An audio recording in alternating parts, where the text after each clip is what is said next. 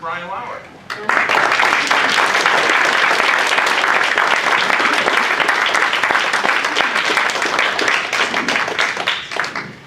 Thank you very much. We're doing a sound check. We were divinely blessed yesterday with the weather, right? Yeah.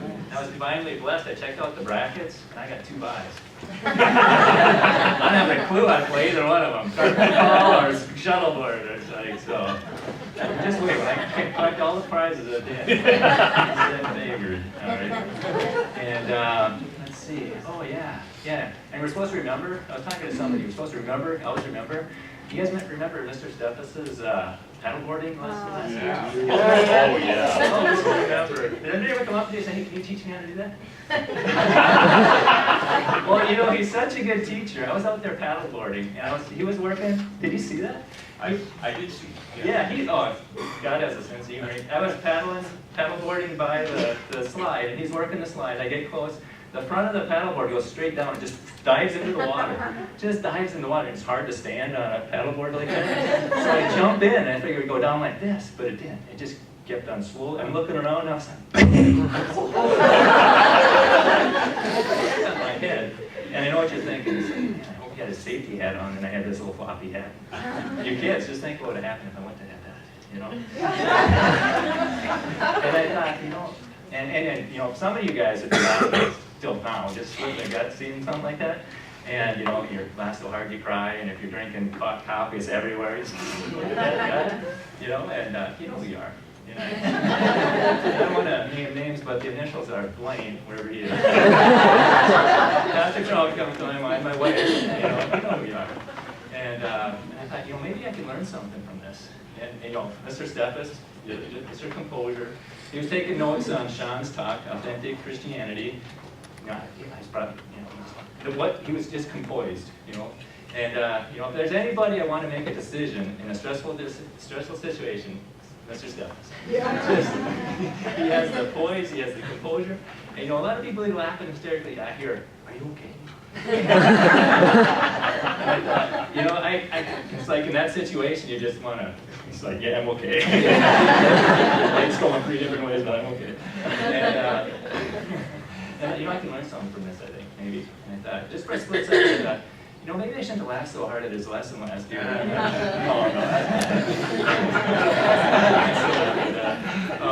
then I thought, you know, it's a but a group lesson, you know, what we could all learn from this, especially you kids.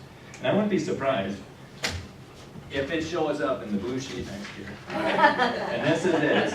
If you're out there paddleboarding, kids, whatever you do, stay away from Mr. Steffes. I'm serious, man. I saw Jonathan this morning. I almost asked him, "Were you paddleboarding by Mr. But no, you did. So anyhow, as we get going, let's shift gears. We're going to find out who's a morning person. Guys against girls competition. Here we go. Okay, if you're raising, I'm going to ask you a question. Raise your hand if you think you know it. Okay, guys, don't embarrass me. Okay, how many days are in a year? Ooh, young lady. Girls 1. Okay, question number 2. Why? Ooh. God made it that way. Bang! It takes that long to circle the sun. Yep, tied up, 365, 360. That's the sun, okay. Plus or minus 1 day. How many days are in a month, excluding leap year? 30. There we go, guys, up to 1. Okay. All right. How many hours in a day? 24. Mark, 24. Oh, why? Why? Because that's how long it takes for Earth to rotate on its axis. Rotate the Earth 1, and we're going to go back 1. Why are there 30 days in a month? Ooh. That's how long it takes the phase of the moon to. The moon go around the Earth. Girls. Okay. All right. Now, okay. How many days in a week? 7. All right. Okay. Now this is the twins game. They're going to put in their closer. This question is worth 5 points. All right. So girls, you win it. You get victory. All right. Guys, you blow it. You know, you go down to defeat. Okay. Why are there 7 days in a week? Jackson. We're going to give it to. I'm going to go with my same answer. It's got to be 7 days. There's a reason for it. Because that's how often God created There you go. Girls win. Come back.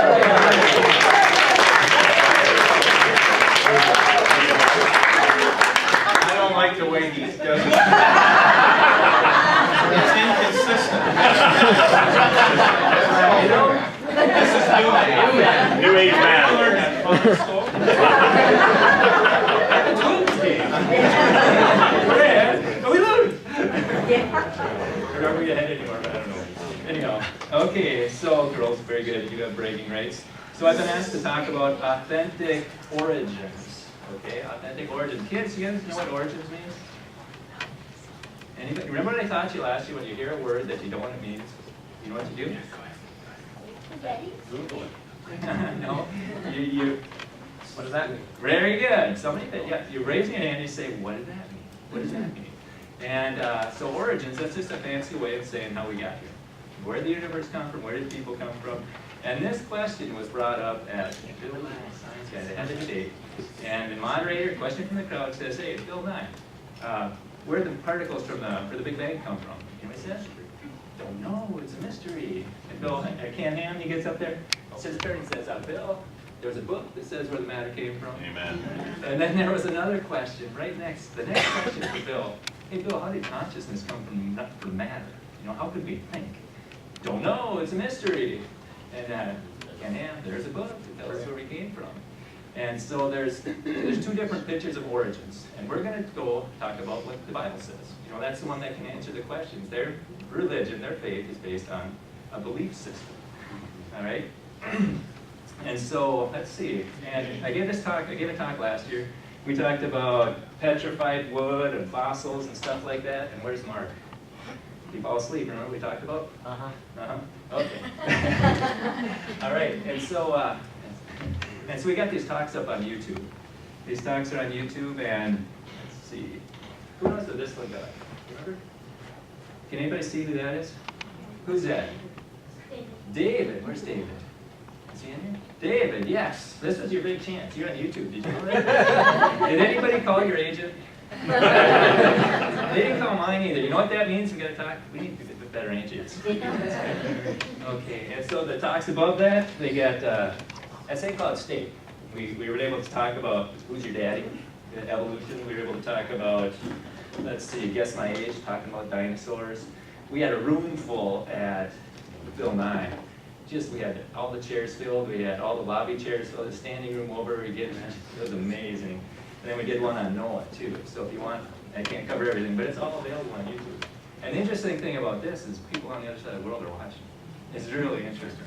Really interesting. And this one right here, that big picture, why it matters. Pastor Musserina, when you're on your mission trip to Alaska, that's what I talked about, right?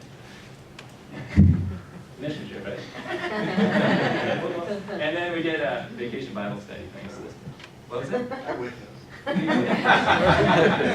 Yeah. Yeah, where's Tom? Yeah, he brought us all to eat.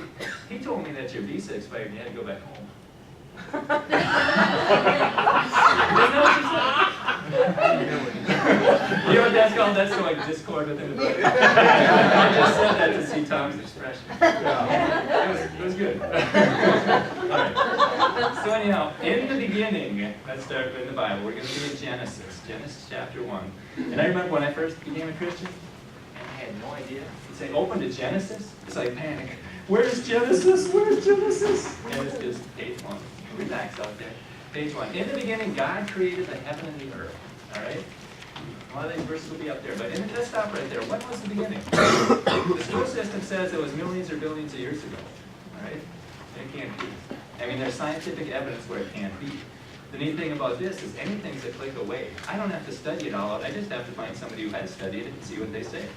You know, Dr. Andrew Snelling from Answers in Genesis says the Earth's magnetic field is weakening, is wearing down so quickly that it could not have been more than 20,000 years old.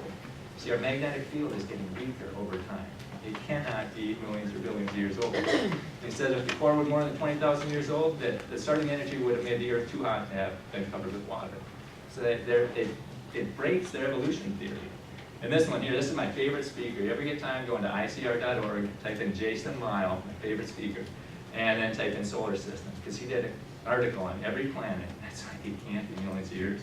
He talks about Mercury. Mercury is a small planet. It was billions of years old. It shouldn't have any magnetic field, but it does. And so evolutionists are shocked. So how does that happen? So they have incredible imaginations. They imagine there's this dynamo that keeps recharging it. And this Russell Humphreys, he says, the next time we go out there, it's going to decrease. He thinks it's decreasing over time. And just like the Earth is decreasing, he figures, well, that's what it's doing. And he had a 6,000-year model, and guess what? The next time the spaceship went out there, it had decreased. The evolutionists have really got to do a lot of imagination to fix that one. And it's the same thing with Jupiter. Jupiter shouldn't have a magnetic field this big, billions of years old. And the other problem is it's giving out heat. It's still hot. It gives out two times as much heat as it gets from the sun. A few thousand years, it's not a big deal. A few billion years, that thing should be cold, but it's not. And I don't know what the rescuing device is there. And then Uranus. Now this is an amazing planet. Same thing. It shouldn't have a magnetic field. And then Neptune. And those two are almost identical. And Neptune is the one that, Uranus. Neptune is hot and it's got a magnetic field. And that's what you need heat for the dynamo. And Uranus is cold. It doesn't have any heat. It still has a magnetic field. And Russell Humphreys, again, based on a creation model of 6,000 years, he predicted the magnetic strengths of those planets before we got there, and he was spot on, based on 6,000 years. Short-term planets. These planets, they go around, they keep coming around by Jupiter and back in, these short-term comets, and they shouldn't be there. They can't last that long. And they'll do computer models on their orbits and the planets and stuff, and Jupiter's they call it the comet killer. And it gets close to Jupiter, it just gets sucked in. And after 10,000 years of doing that, they should all be gone. And so they have to imagine an Oort cloud. They have all these rescuing devices. And the moon, I don't know if you've noticed it, it's getting an inch and a half farther away every year. And this is from a science textbook that they use in St. Cloud. It's getting an inch and a half farther. A few thousand years, not a big deal at all. A few billion years, that thing would be touching the Earth. And once it's touching the Earth, why would it ever leave? And so they have a lot of problems with that model. You're just not being taught these things in your school. There's not enough sediment in the sea for billions of years. There's not enough salt in the ocean for billions of years. Carbon dating, breeze through this one real fast. If anything has carbon-14 in it, it's got to be less than 100,000 years old. And guess what they find? They find it in coal. They say, oh, it's contaminated. Well, they find it in diamonds. Diamonds can't be contaminated. They find it in dinosaur fossils. There's another story, if you're interested in that, you can go into guess my age. They find dinosaur blood and dinosaur bones. 15 years ago they found that. That should be the find of the century. How many people knew that? Not too many people. Not hardly anybody. See, it doesn't go with their theories, so they're trying to figure out, well, maybe it's not dinosaur blood. But it is. Okay, so if they can't be billions of years old, what does the Bible say? Well, you go into Luke chapter 3, and it's got the genealogy. It goes from Jesus to Adam, and you got about 70-some generations. That's not millions or billions of years, all right? And you say, well, how long were these generations? That's what these chapters in the Bible say. Why is that? I remember my brother saying, why is that there? So-and-so beget so-and-so, and so-and-so beget. Why? It's supposed to give us a timeline. Adam lived 130 years, and he begat in his own likeness after his image. He called his name Seth. Okay, Seth. So 130, and then Seth had a child when he was 105, so you add those up. You get to Joseph very easily, very easily. There's some tricky spots in there, but basically, it's 6,000 years ago or 4,000 BC. What does BC stand for? Before Christ, all right? What's in the textbooks now? BCE, before Common Era. So in a couple of generations, kids may not know what BC stands for. And when you graph it out, the interesting thing is Adam could have known Noah's dad. Okay, Noah's son could have known Jacob. Interesting, they could have a real strong oral tradition of what happened. And I read the Bible when I was younger, and I read that Adam lived to be 930 years and he died. How in the world could that? Adam lived 930. And I was in junior high, so I don't believe it. So you know what I did? I changed the meanings of God's word so I could believe it. You know what people are doing all over the country? They're changing the meaning of God's word so they can believe it. And I divided it by 12. I thought, well, let's divide it by 10, and it got 70-some years. Oh, that word for days, that really meant, or word for years, that really meant months. No, that's not true. That's not true, because I stopped and I told my sister that. But if you do more research, Methuselah lived 65 years and begat Jared, and Enoch lived 65 years and begat Methuselah. Who's 5 years old? Are you 5? 8. You're 8. Anybody? Cash, why don't you come up here? Or Dave, yeah, come on up here, Cash. He's 8, so he's 3 years older than I figured Enoch was. Come over here. I got one question for you. You gonna be daddy anytime soon? No. Thank you. And then you go into Genesis 11, and these guys are having 30 years and having kids. I mean, these kids are in the nursery right now. They gonna be a kid? Father? No. Oh, maybe they switch days again. You know, maybe it's back to years. Well, look at how long they live. You know, 2.5 years. Okay, 400 years he lived. And then dropped to 200, and then 200, and then 119. So this is what happened after the flood. These are the generations of Sodom. After the flood, the life expectancy dropped off like crazy. All right? So we're going to go way back to the top, and we're going to take a look at Genesis one more time. In the beginning, God created the heaven and the earth was without form and void, and darkness was upon the face of the deep, and the Spirit of God moved upon the face of the waters. God said, "Let there be light," and there was light. And God saw the light that it was good, and God divided the light from the darkness, and God called the light day, and the evening he called night, and darkness he called night, and the evening and the morning were the first day. The first day, that's King James. A lot of people, they put other things there. They retranslate it. But the first day, so what does that tell us? I mean, some people say, see, it couldn't have had a day because the sun's not there. Can't have a day without a sun. What was our definition of day? It was the rotation of the earth. It had nothing to do with the sun. So all you need for a day is a light source and a revolving earth.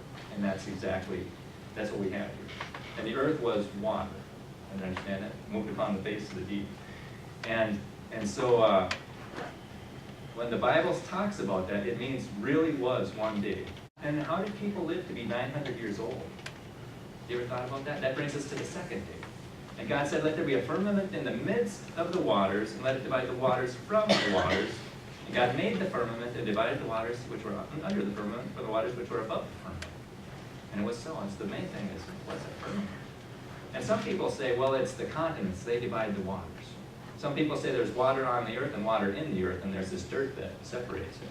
But if you read a little bit farther, in verse 20, it says, "Fowls fly in the firmament." So the birds fly in it. And this is called the canopy theory. It's very controversial, even in creation circles. You do a word search on that word for firmament, and it means an expanse, a visible arc in the sky. That's rakia. But you do a word search on that, and you've got to expand, to beat out, to make broad, and spread abroad, to stretch, like pound out like a metal. Anybody in shop class? Anybody ever make a chisel? You get it really hot, you pound on it, you did? You pound on it, keep pounding on it until you get it right where you want it, and then you get it really hot, and you baptize it, right? Yeah. And that's what they think that was around the earth. I mean, I was talking to a creation speaker, and I asked him, after he spoke, I got to talk to him, I said, "What do you think of this canopy theory?" And this is one of the organizations that they don't talk about it. And he said, "It doesn't work." And I said, "Why not?" He says, "Because why did God put the stars in the skies?" I said, "For signs and seasons." He said, "Well, can you see that if there's ice in there? Can you see the stars through the ice?" And he said, "Besides our models, it would have the earth way too hot, like 6,000 or 600 degrees, way too hot for life."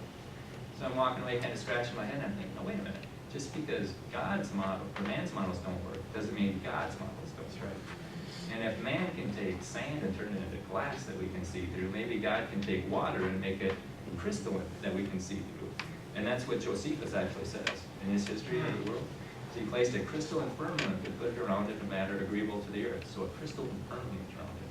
So that's going to turn the earth into a huge greenhouse. So the firmament, you got the earth, which is water right now, and you got this layer, this firmament going around the edge, and then right in here is the atmosphere. So I think of the firmament as the atmosphere, and then there's a layer of water above it, and probably super cold, super pressurized water that you can see through. And that's going to keep the air from getting real thin on the top of the mountains. And it's also going to turn the earth into a huge greenhouse. And there's a laboratory, and they theorize, based on some experiments by this laboratory, that highly compressed water in super cold temperatures causes the hydrogen in water to become nearly transparent, metallic transparent and crystalline material. So they theorize that it's possible. And maybe that's what God did. He put a firmament around the earth, therefore turning the earth into this huge greenhouse, where it's going to be moderate temps from pole to pole. And so anything can grow anywhere. And guess what we find, according to our public school textbook? In the South Pole. It's mostly covered by ice, but fossils show that crocodiles, dinosaurs, and trees once lived on that land. Or palm trees. How in the world do you get palm trees to grow in South America, in Antarctica, in the South Pole. Now Walt Brown has a thing, and if you watch Noah, you're going to see he thinks that the Earth tilted a bit after the flood. But there's something that really doesn't fit with their theory. They have to do a lot of imagination for that. That brings us to day 3. So what do we got? We got the Earth, which is water. We got this firmament around it, and day 3. God said, let the waters under heaven be gathered together into one place, and let the dry land appear, and it was so. Right? So the land appears, and the plants start growing, and they all produce after their kind, just like what we see out there. After their kind, the plants produce after their kind. And it came up. So now you got plants growing in this firmament, in this greenhouse. What do plants do in a greenhouse? They grow like crazy, right? And that's what this guy found. He wanted a tomato plant in his office over in Japan, and he didn't want to run a fluorescent light, so he strung down some fiber optic cable, which is going to filter out the harmful rays of the sun, and he shone it on its light, and he gave it pressurized carbon dioxide, unknowingly simulating the pre-flood conditions, and he had a 16-foot tomato plant. Okay? In 14 years, it was 40 feet tall. That's a tomato tree. Produced 15,000 baseball-sized tomatoes, and it was a cherry tomato plant. So can you imagine what the plants were doing before the flood? And they find 60-foot cattails in the fossil record. So if there was so much plants, and there had to be that many plants, because we have these coal seams, and Answers in Genesis for Creation Museum, it says it takes 10 feet of plants to get squished down to make 1 foot of coal. Okay? And so, and we got coal seams 2,000 or 200 feet thick. Okay? So if you had 10 feet, that's 2,000 feet of plants that got squished, if their assumptions are right. If there's a lot of plants before the flood, and what's a lot of plants going to do? It's going to make a lot more oxygen. And that's what we find in the fossil record. We find these oxygen bubbles, and that's going to be important later. So what do we have right now? We got the Earth with plants and land and a firmament making a lot of oxygen.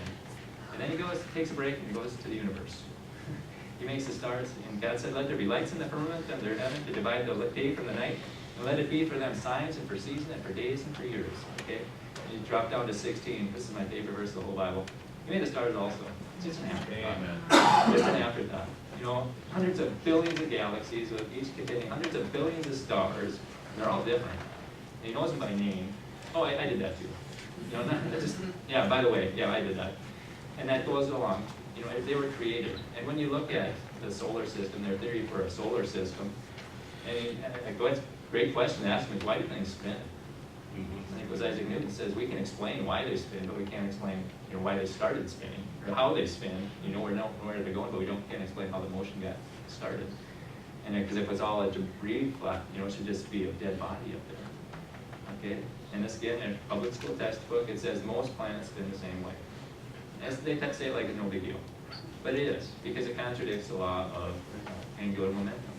If it's on spin and it breaks apart, everything spins the same way. Well, our solar system supposedly was a spinning dust ball. Everything should spin the same way, and it doesn't. You look at our planets, God's got a great sense of humor. Great sense of humor. Venus rotates backwards. Uranus rotates on its side, like a wheel going around the solar system. And that's where its moons are, too. And people say, well, their imaginary thing is, well, there must have been a collision. Wait a minute, they got all these collisions that do it. And there's actually a galaxy that rotates the wrong way. And how do you get a galaxy to spin the wrong way? So they have all these rescuing devices. They got this science book as an oddball Pluto, it says, is in the wrong place. Because their theory supposedly explains the 4 rocky planets and the 4 gas planets, and then you get a rocky planet that's going to be there. So I think God's got a great sense of humor. Then he goes back to creating on the earth on day 5. And God said, let the waters bring forth abundantly the moving creatures that have life, and the fowl that may fly above the earth, and the open firmament that have. God created the whales. We'll get back to that one, whales. Remember the whales. And every living creature that moveth, which the waters brought forth abundantly after their kind, and every winged fowl after his kind, and God saw that it was good. Okay, so he made the birds, and he made the fish, or the sea creatures. You know, if you ever see somebody who believes in evolution, theistic evolution, or age, or whatever flavor they have, now just say, how did whales get here? Because the Bible says whales are before land animals. Their theory says that life evolved in the sea, came up on land, and then evolved back into the sea. They can't have it. They can't believe both of those things at the same time. And it's interesting. So now you throw fish into this firmament with a lot of oxygen. What happens? Carl Baugh, he's got a Creation Evidence Museum down in Glendale, Texas. He's got a biosphere where he's simulating the pre-flood conditions. His piranhas grow 4 times bigger. And then when we look at the fossil record, things were bigger back then, much bigger. 11-foot oysters, 2 miles above sea level. And how does an oyster climb a mountain? It just shouts worldwide flood. And now we're going back to whales. This is interesting, okay? And this is the tannin. That's the same word that they use for dragons in the Bible. Oh, and that's King James Bible. You get the other versions, it's going to be translated as jackal, or how to get jackal. But if you're reading along and you see dragon, just put dinosaur there, and it seems to fit. But it says it's a marine or land monster. Take a look at some supposed marine or land monsters. These are supposed prehistoric animals, and they're really good at brainwashing us. Who can name a prehistoric animal? Anybody? Mark. Leoplerodon. Leoplerodon. Ah! You know what? There's no prehistory to anything. This is, I mean, this is the history book of the Bible. There was nothing before this. And so all these animals, they were just made on day 6 or 5. Okay? And it's a serpent. And guess what washed up on the sea? Washed up on the beach. A 20-foot net. And then that's saying, they pulled, this is an actual photo. They pulled it out of the sea. And the people that, the guy, the marine biologist who was there, he said, it's a plesiosaur. This is what he drew. But people say, no, it couldn't have been a plesiosaur. They died off 65 million years ago. You know what that was? That was a basking shark. So that looked like a basking shark. And there's and people are saying, well, brownies apologize for calling that a plesiosaur. And this is another one that say, don't talk about it, too controversial. I'm just saying, this is what they found. You do the research, come to your own conclusions. I'm not going to tell you what to think or what not to think. But one thing to think about is somebody was there and said that was a plesiosaur. Somebody wasn't there and said this is a basking shark. And this came up on the earth, or came up in Spain just last year. Anybody see this? And I'm telling my wife, I'm saying, they're going to say it's a basking shark. They're going to say it's a basking shark. And about an hour later, somebody gets on, it's a shark. Guess what? That's a shark. Does that look like a shark? No. No. So just keep in mind that's what's going on. It looks more like this art from 600 BC. You know, I think people actually saw those things. Okay, so now that was day 5. We go on to day 6 in chapter 1, verse 24. And God said, let the earth bring forth the living creature after his kind, the cattle and creeping things and beasts of the earth after his kind, and it was so. And God made the beast of the earth after his kind, cattle after his kind, and everything that creepeth upon the earth after his kind. Okay, everything produces after their kind, just like what we see. If evolution was true, everything produces something other than the kind eventually. You know, everything came from a single living cell 4 billion years ago. Incredible imagination, right? So what happens? So now you throw animals into this firmament, this perfect condition, and what happens? Well, this dinosaur here, big apatosaurus, had nostrils the size of a horse. And it's like, how in the world is something that big get enough oxygen if it's got such small nostrils? And I'm saying it's because there was more oxygen back then. That's how I would answer that. And they have a theory, that new theory says lack of oxygen, not asteroids, killed dinosaurs. Because again, they find these fossil air bubbles, and these air bubbles contain 50% more oxygen. Today we got 21% oxygen. Those things had 32% oxygen. And I know that it happened, that it has a huge impact on how big the insects can get. Because they don't breathe through lungs, they breathe through their skin, and they can only get so big based on the surface area to volume ratio. And if there's more oxygen, it can get bigger. And you know what we find in the fossil record? We find 50-inch dragonflies. 50 inches. And we find 18-inch cockroaches. And I saw that, and I had the slide, and I never used them. It's like, how do you know that's 50 inches? They could be saying anything. How do you know that's 18 inches? That could be photoshopped. But then I went to our public school textbook, and guess what it says? The geologic time scale. Giant cockroaches and dragonflies are common. So they really did live. That's the St. Cloud book. Here's the Sauk Rapids book. This one says dragonflies had wing spans of more than a meter. Well, 50 inches is more than a meter. But even if it was a meter, I'd like to hit that dragonfly. On your motorcycle. That's going to leave a mark. That'll leave a mark. And that's what we find in the fossil record. Everything was bigger. At the Mastodon Museum in St. Louis, they've got a beaver skull on the right, and a normal one, an old one, an ancient fossil one, and a normal one on the left. They were huge. They figured it was 8 feet long, 400 pounds. What the tree? I mean, the cattails were 60. It's a big beaver to take care of these things. And according to this science book, it says that reptiles grow throughout its life. That reptiles never stop growing. So if people are living extremely long, and that, you know, you put them in this perfect condition, and they live 500-600 years. You know, do something like this, let them grow 500-600 years. You know, it's going to be huge. And that was just part of day 6. And now comes the crowning jewel of day 6. You know, God said, let us make man in our image after our likeness. This is verse 26. And let them have dominion over the fish of the sea, and over the fowl of the air, and over the earth, or after the cattle, and over the earth, and over the creeping thing that creepeth upon the earth. And God created man in his own image. So God made man and woman on the 6th day. And then on chapter 2 is kind of an in-depth what happened, more details of chapter 1. And I was on the radio talk show one time, and somebody called in and said, well, it's evolution. You know, God made man from the dust. That's evolution. That's what evolution says. I say, well, God also said that he made woman from the rib of the man. You know, how does that fit into your dust to man evolution? He didn't have an answer for that one. But, so when he said he made her, and on verse 22, and the rib which the Lord had taken from the man, he made a woman and brought her unto the man. Now, doesn't God give great gifts, men? Aren't women awesome? That's amazing. It is just incredible. Gifts from God, women are. And this says that that a rib will grow back. This is from a doctor, a PhD scientist, who says that there's a covering to the rib. You can take the inside out, and that covering will grow back. Just something interesting to think about. And so now you got people in this perfect Garden of Eden condition with more oxygen and more air pressure. Let's see what that does in real life. Who's heard of Baby Jessica? This is going to show your age. All right, 1987. This was on TV for like 2 days. This little kid, he's a little toddler, he's walking around in the backyard and puts his foot in an 8-inch well, pipe going in the ground. One foot goes straight down, the other foot goes straight up, and it's the ear.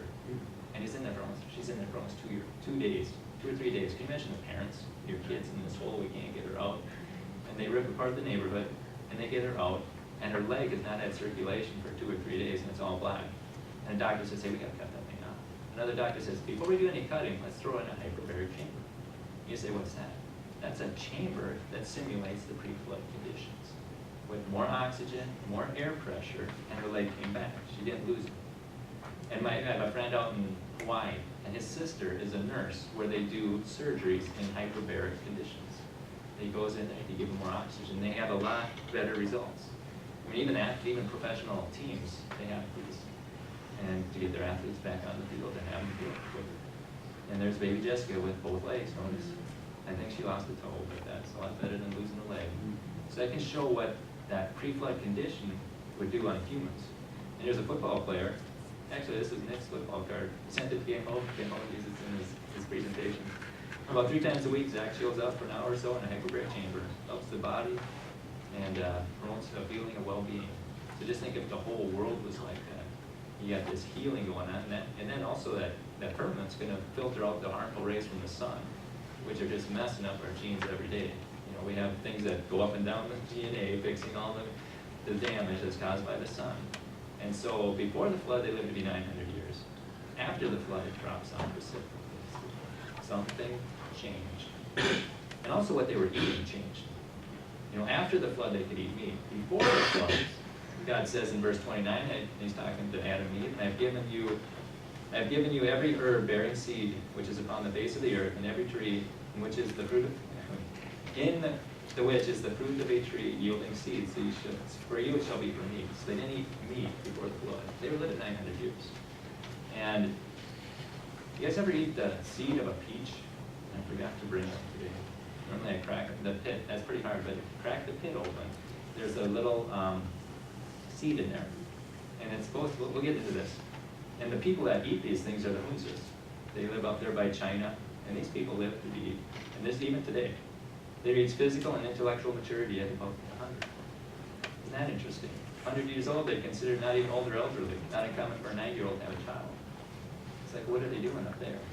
Well, they're eating a lot. A lot of it's their diet. They don't get cancer as long as they adhere to the diet that's up there. They eat a lot of apricots and millet, a lot of the grain, the seeds. And they'll eat the apricot seeds. They kind of use it for money, if I understand right. And I was told that that's a poison. Apple seeds is a poison. I was told that growing up. And it is a poison. But the only thing it kills is cancer. So when I eat an apple, I eat the whole thing. When I eat a peach, I crack it open and eat that thing too. And I've been doing it for 10 years. So if it's a poison, it's taking its time. All right. So did Adam and Eve have to be afraid of lions and tigers and bears? No. Oh my, oh my. And that's what we find. There's this lion. Go into creation.com, it's an excellent website. There was a lion that never ate meat. And the owners, it was Hidden Valley Ranch, they were trying to... Hidden Valley Ranch, yeah, the owners. They were trying to get it to eat meat. And they were saying, well, how can we do this? It's going to die. Oh, mix blood with his milk, you know? And they put 1 drop of blood in milk, won't eat it. So it ate raw eggs and grain its whole life. Its whole life. And then he was given a tour. And, you know, people come out there and he's trying to ask him for suggestions. How can we get this thing to eat meat? And he said, a youngster says, don't you read your Bible? He goes, what do you mean? He goes, well, Genesis chapter 1 and verse 30. So as fast as he could, he went to Genesis chapter 1 and verse 30. And God says, and every beast of the earth, and every fowl of the air, and every creeping thing that creepeth upon the earth, wherein there is life, I have given every green herb to eat, and it was so. So nobody ate meat before the fall. All right? And this lion, they had him in the movies because they knew he wasn't going to eat anybody. You know? And so, but then you're going to go to your textbook, and you're going to say, see these creatures, you can tell what they eat by by their teeth. Okay? And that's simply not true. Shark teeth, should eat meat? Does it? No. Eats bamboo. Shark teeth, does it eat meat? No. It's a Chinese water deer. Okay? Shark teeth, does it eat meat? No. Fruit bat. Shark teeth, and it's a vegetarian monkey. What does that tell you? Shark teeth has nothing to do with what you eat. It also shows that science works can be wrong. Okay, and is Genesis historical or is it figurative? Well, let's let Jesus decide. You know, when they ask him about marriage, it points him to divorce, and he says, but from the beginning of creation, God made them male and female. See, Jesus was a creationist from the beginning. Amen. God created male and female. And for this cause shall man leave his father and mother and cleave to his wife, and they twain shall be one flesh, and they are no more twain but one flesh.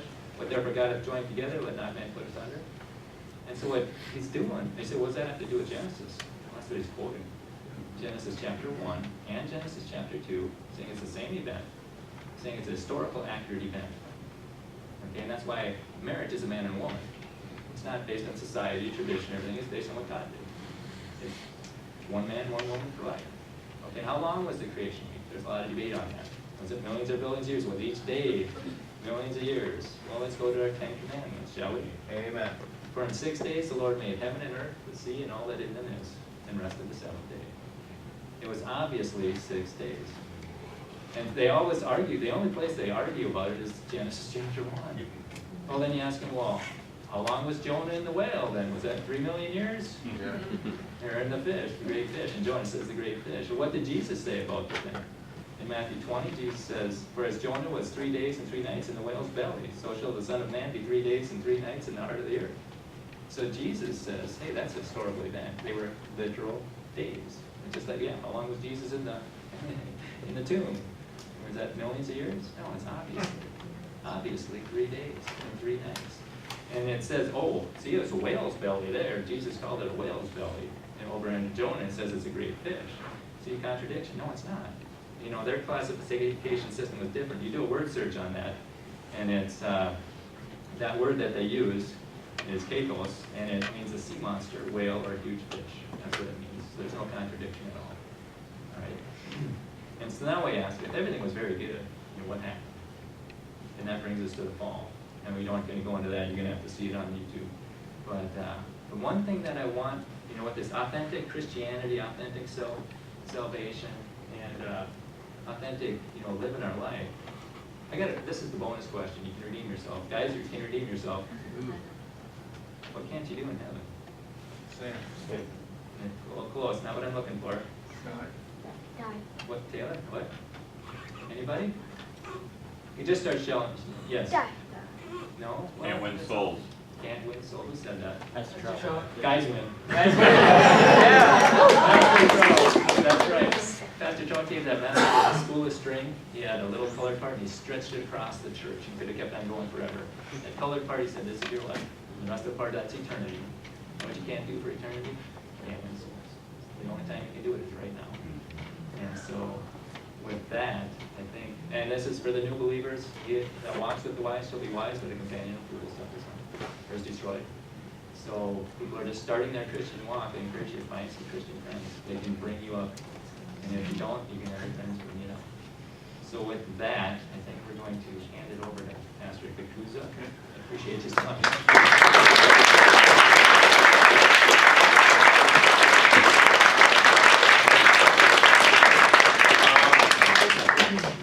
Brian mentioned about the firmament. I hold to that myself. I believe that. I don't see any reason why, and I thought that was an interesting point.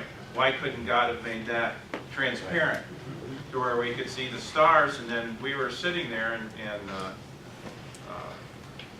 my wife pointed out a fact. I just wanted to read the scriptures to you about, you know, the streets in heaven are going to be transparent gold. Right? That's a solid, but transparent. God can do that. Revelation 21:21, and the 12 gates were 12 pearls. Every several gate was of one pearl, and the street of the city was pure gold, as it were transparent glass. Transparent glass. So it's just a matter of, does God want to make it that way or not? It's not like, well, that's impossible. No. It's possible with God. It's possible with God.